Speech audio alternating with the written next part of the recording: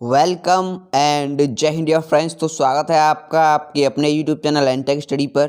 तो आज की इस वीडियो में डिस्कस करने वाले हैं वेव एंड साउंड का फर्स्ट लेक्चर। ठीक है, वेव एंड साउंड का फर्स्ट लेक्चर। इससे पहले मैं आपको हीट एंड टेम्परेचर से 8 लेक्चर दे चुका हूँ। मोस्ट इंपॉर्टेंट क्वेश्चन से वही क्वेश्चन से जो आपके एग्जाम के लिए मोस्ट इंपॉर्टेंट थे। ठीक है, wave and sound most important chapter होता है, इसलिए इससे भी कम से कम 3 लेक्चर आएंगे। ठीक है, एक्स लेक्चर को ज्वाइन करो, अच्छे से क्वेश्चंस को पढ़ो लिखो और एनटेक स्टडी टेलीग्राम पर जाना, सर्च करना एनटेक स्टडी, आपको ऐड होना है। वहाँ पर आपको इसकी डेली पीडीएफ मिल जाती है। जो पीडीएफ क्वेश्चन कराता हूँ उसकी डेली पीडीएफ मिल जाती है। क्लास नोट्स मिल जाते हैं, सर जो क्वेश्चन कराते हैं उनकी क्लास नोट्स भी मिल जाते हैं वहाँ पे। और आपको क्या करना है, एंड चैनल को सब्सक्राइब कर लेना है और बेल आइकन को भी प्रेस कर लेना है, जिससे वीडियो का नोटिफिकेशन सबसे पहले आपके पास पहुँचे। ठीक है, तो स्टार्ट करते हैं अपनी वीडियो को और डिस्कस करते हैं क्वेश्चन को। देखिए क्वेश्चन नंबर फर्स्ट ने क्या बोल रखा है, मानव मस्तिष्क, क्या है मस्तिष्क, मानव मस्तिष्क में ध्वनि की अनुगूंज कितनी देर तक कायम रहती है, 1 सेकेंड या 0.1 सेकेंड। ये ऑप्शन गलत टाइप हो गया है यहाँ पे, 0.2 सेकेंड या 0.5 सेकेंड। तो ध्यान रखना, आपके मानव मस्तिष्क में जो आपकी ध्वनि है वो कितनी देर तक कायम रहती है, 0.1 सेकेंड तक। ठीक है, कितनी देर, 0.1 सेकेंड। और मैं आपको एक और बात बता दूं कि आपको कभी भी कांटा चुभे या कुछ भी, जो आप वैसे आपको कोई थोड़ा सा लगाए, कुछ भी पिन कुछ आए या कुछ भी, तो ध्यान रखना वो आपको सेकंड के 10वें भागों में पता पड़ जाते हैं। आपके माइंड को सीधा पता पड़ जाती है कि आपके कुछ लग रहा है या कुछ भी हो रहा है, आपके साथ कुछ एक्टिविटी हो रही है, तो कितनी देर में पता चलता है, सेकंड के 10वें भाग में। तो यही वो ऑप्शन है। तो ऑप्शन नंबर जो सी है वही आपका राइट आंसर हो जाएगा। डिस्कस करते हैं क्वेश्चन नंबर सेकेंड को। देखिए क्वेश्चन नंबर सेकेंड ने क्या बोल रखा है, एक व्यक्ति ने चट्टान के पास ताली बजाई। ठीक है, क्या है, चट्टान के पास ताली बजाई और 1 सेकंड बाद गूंज सुनाई दी। तो व्यक्ति से चट्टान की दूरी क्या है, ध्वनि की गति 346 मीटर पर सेकंड है। कितनी है, 346 मीटर पर सेकंड। ध्यान रखना, आपको कभी भी 1 सेकंड बोले तो आप 2 का मल्टीप्लाई कर देना, किसमें, ध्वनि की गति में, मोशन ऑफ साउंड में। ठीक है, ध्वनि की गति में 2 का मल्टीप्लाई करोगे तो आप कितना आएगा, 6 2 या 12 एंड 2 4 8 1 9 और 2 3 या 6 692। ऑप्शन नंबर जो सी है वही आपका राइट आंसर हो जाएगा। 1 सेकंड बोले तो 2 का मल्टीप्लाई कर दो, किसमें, ध्वनि की गति में, साउंड ऑफ मोशन में। ठीक है, ध्वनि की गति में आप 2 का मल्टीप्लाई कर दो। ओके, तो डिस्कस करते हैं क्वेश्चन नंबर थर्ड को। देखिए क्वेश्चन नंबर थर्ड ने क्या बोल रखा है, निम्नलिखित में से कौन सी एक अनुप्रस्थ तरंग नहीं है, प्रकाश तरंग, रेडियो तरंग, वैद्युत चुंबकीय तरंग या ध्वनि तरंग। ध्यान रखना, ध्वनि तरंग इज ए अनुदैर्ध्य तरंग। ध्वनि तरंग एक अनुदैर्ध्य तरंग होती है, ना कि अनुप्रस्थ तरंग। बाकी आपको लर्न करना है, प्रकाश तरंग एक ध्वनि तरंग अनुप्रस्थ तरंग होती है, एंड रेडियो तरंग भी एक अनुप्रस्थ तरंग होती है, एंड वैद्युत चुंबकीय तरंग एक भी अनुप्रस्थ तरंग होती है। देखिए क्वेश्चन नंबर 4 ने क्या बोल रखा है, इकोकार्डियोग्राम अधिक नज़दीक संबंधित है, किससे संबंधित है। तो ध्यान रखना, ये आपका संबंधित है डॉपलर इफेक्ट से। किससे, डॉपलर प्रभाव से। ठीक है, ना बी ना सी ना डी। ठीक है, बाई में से कोई नहीं है। आपका ऑप्शन नंबर जो ए है वही आपका राइट आंसर है। ठीक है, डिस्कस करते हैं क्वेश्चन नंबर 5 को। देखिए क्वेश्चन नंबर 5 ने क्या बोल रखा है, सोनार का पूरा नाम क्या है, सोनार का पूरा नाम क्या है। तो फर्स्ट ऑप्शन में बोला sound neutralization and raising, sound navigating या रीजिंग, या साउंड नेविगेशन एंड रेजिंग, या साउंड न्यूट्रलाइजेशन या रेजिंग। तो साउंड ऑप्शन नंबर जो सी है, साउंड नेविगेशन एंड रेजिंग, ये आपका राइट आंसर है। और देखिए सोनार को यूज़ कहाँ किया जाता है, देखा होगा आपने, चमगादड़ बोलते हैं, बहुत से लोग बोलते हैं चमगादड़ को रात में दिखाई देता है। नहीं भाई, चमगादड़ को कभी भी दिखाई नहीं देता।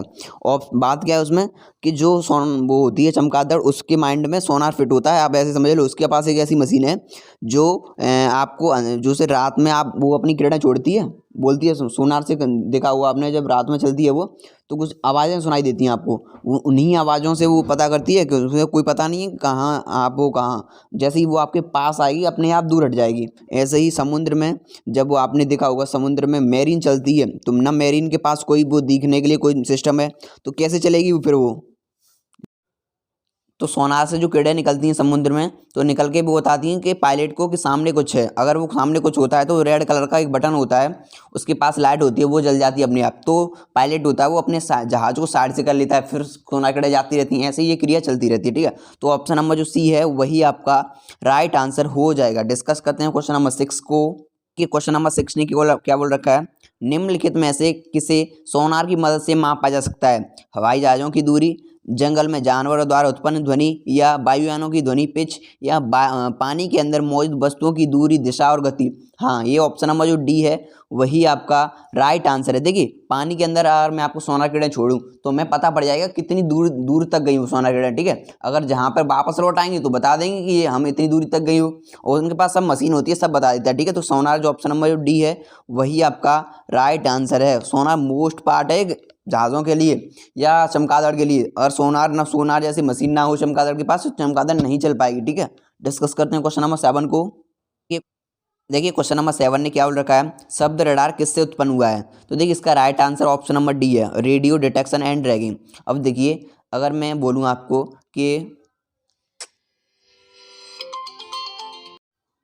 कि अगर भारत की सीमा पर हमारे जवान खड़े हैं, ठीक है, सीमा पर तो जवान खड़े रहते हैं हरदम।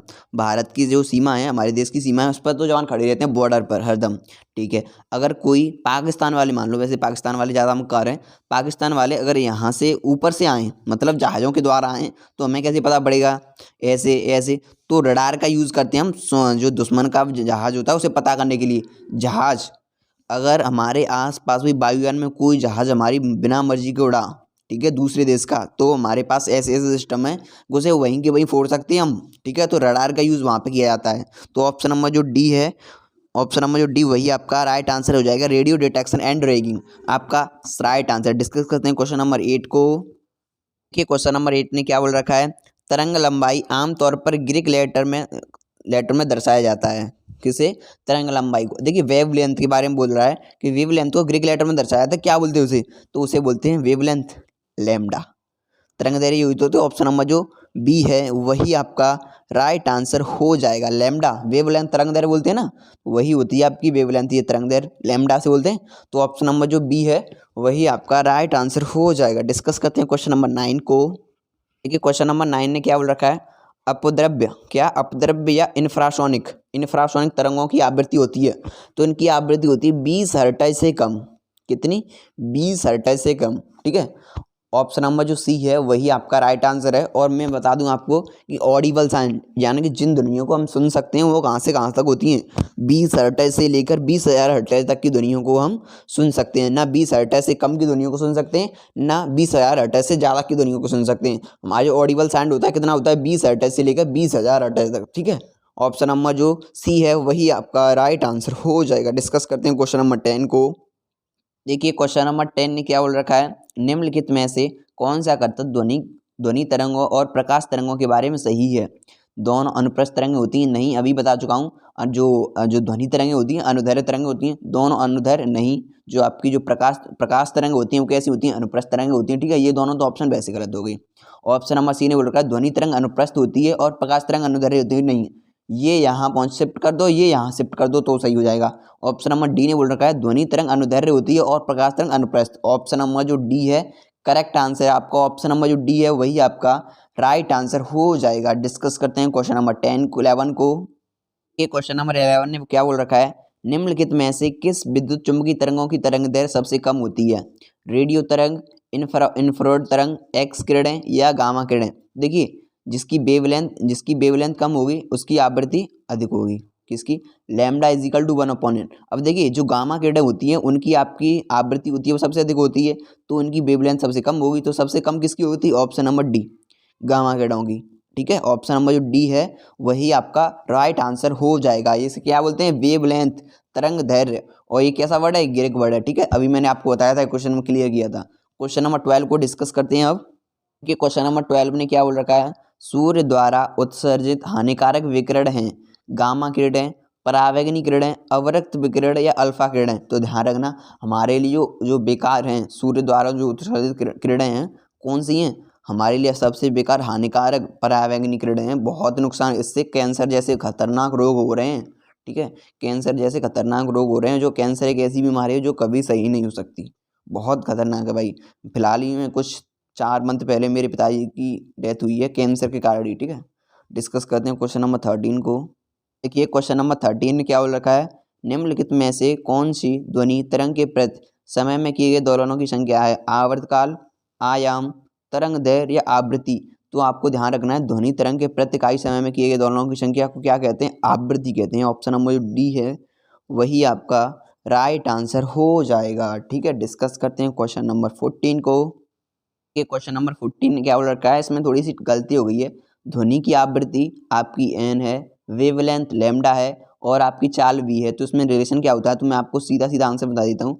v is equal to n lambda. ठीक है, v is equal to n lambda, जहाँ पर v आपकी आवृत्ति है और यहाँ पर एन आपके एन आवृत्ति है, v आपकी चाल है, स्पीड है और एन लैम्डा आपकी वेवलेंथ है, तरंग दैर्घ्य। ठीक है, डिस्कस करते हैं क्वेश्चन नंबर 15 को। इसमें थोड़ा लैम्डा वगैरह बना नहीं सकता मैं, इस वजह से थोड़ी टाइपिंग में गलत करनी पड़ी मुझे। डिस्कस करते हैं क्वेश्चन नंबर 15 को। ये क्वेश्चन नंबर 15 ने क्या बोल रखा है, ध्वनि तरंगें यात्रा नहीं कर सकती वायु में, पानी में, खाली स्थान में या स्टील में। तो देखिए, अगर आप स्टील में कुछ भी मारोगे तो उसमें से आवाज़ निकलेगी, तो ये तो उसमें तो कर सकती हैं।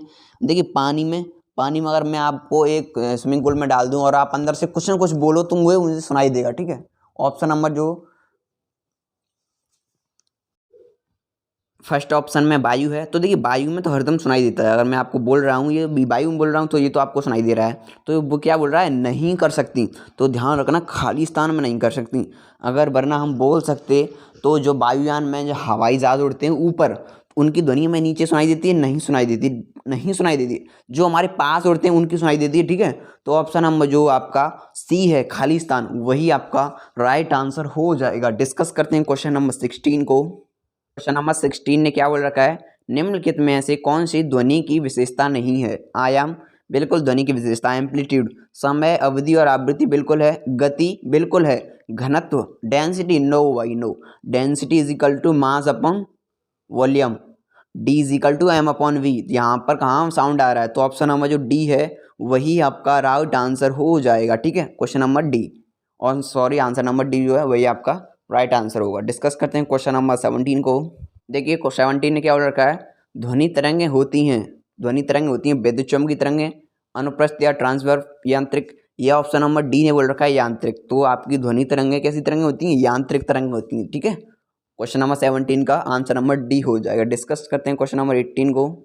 देखिए, क्वेश्चन नंबर 18 ने क्या बोल रखा है, ध्वनि तरंग का आयाम किस पर निर्भर करता है। वस्तु का ताप पर, वस्तु की सामग्री पर, वस्तु की गुणवत्ता पर या वस्तु के कंपन कराने के लिए प्रयुक्त बल पर। तो ध्यान रखना, इसका राइट आंसर आपका ऑप्शन नंबर सी हो जाएगा, वस्तु की गुणवत्ता पर। ठीक है, ध्वनि तरंग का आयाम वस्तु की गुणवत्ता पर निर्भर करता है। ऑप्शन नंबर जो डी है वही आपका सी वही आपका राइट आंसर हो जाएगा। डिस्कस करते हैं क्वेश्चन नंबर 19 को।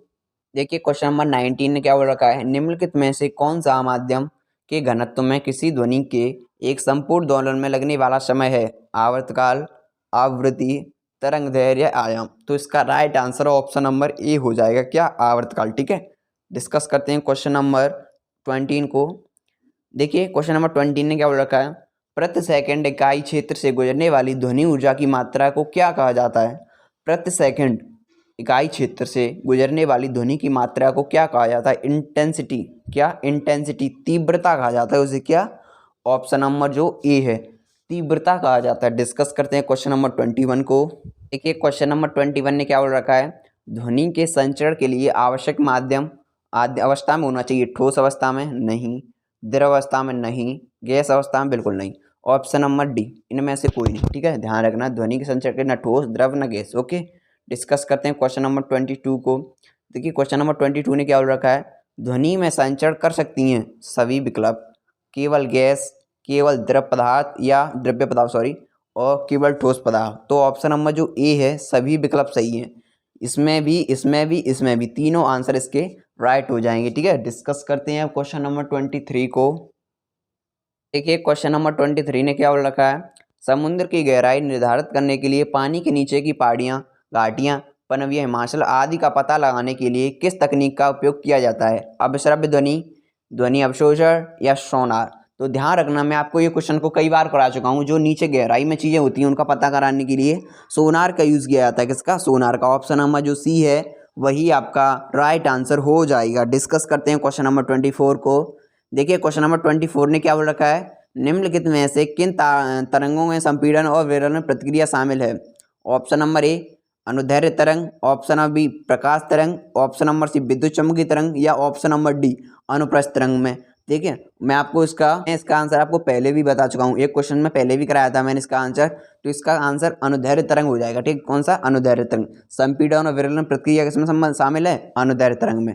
देखिए क्वेश्चन नंबर 25 ने क्या बोल रखा है, यदि एक सुरंग, क्या ये सुरंग, ठीक है, यदि एक सुरंग इसके क्रमागत गर्त के मध्य दूरी L है तो तरंग दैर्ध्य होगी L होगी, 2L होगी, 3L होगी या L/2 होगी। तो ध्यान रखना इसका राइट आंसर आपका ऑप्शन नंबर बी हो जाएगा। कितनी होगी? 2L होगी, ठीक है। कितनी होगी?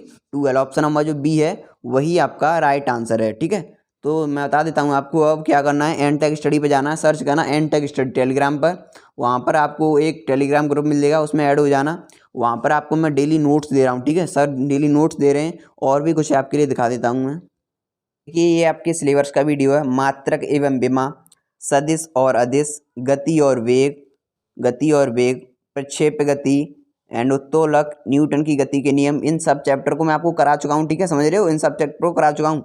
और आप कौन से चैप्टर पढ़ रहे हो? तरंग और ध्वनि। यहाँ पर इसके 3 लेक्चर के बाद आपके कौन से चैप्टर का नंबर है?